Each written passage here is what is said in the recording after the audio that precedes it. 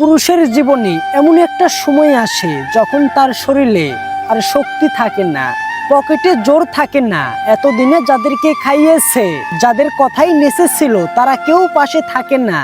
পাশে থাকে একমাত্র সেই অবহেলিত নারী, যে তার স্ত্রী, যাকে দিনের পরে দিন অবহেলা করেছে, মানুষের কথাই তার উপরে মানসিক শারীরিক নির্যাতন করেছে। পুরুষকে জন্ম দেয় একজন নারী, আবার সেই পুরুষের শেষ সময়টাই পাশে থেকে একটা সুন্দর মৃত্যু উপহার দেয় একজন নারী। একজন পুরুষের শারীরিক শক্তি ও পকেটে জোর যতদিন থাকে, ততদিন সে তার স্ত্রীকে মানুষ মনে করে না। যখন সে শেষ বয়সে চলে আসে, তখন তার হুঁশ ফিরে, কে তার আপনজন আর কে তার পর। কিন্তু তখন আর কিছু করার থাকে না।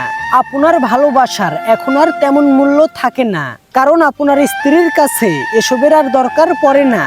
সে অভ্যস্ত হয়ে পড়ে অন্যভাবে, হেলাই, অবহেলাই, ভালোবাসায়, যত্নে, কোনো কিছুতেই সে খুশি অখুশি হতে পারে না।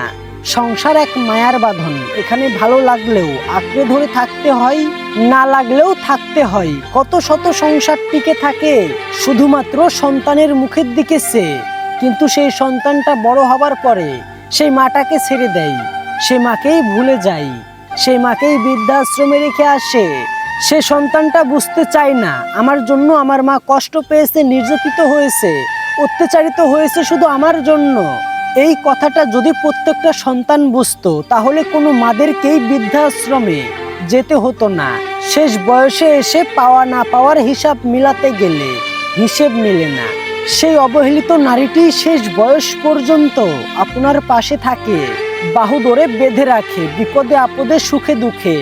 আজ থেকেই সতর্ক হন, নিজের সহধর্মিণীকে সময় দিন। শেষ বয়সে অন্তত লজ্জিত হতে হবে না তার কাছে।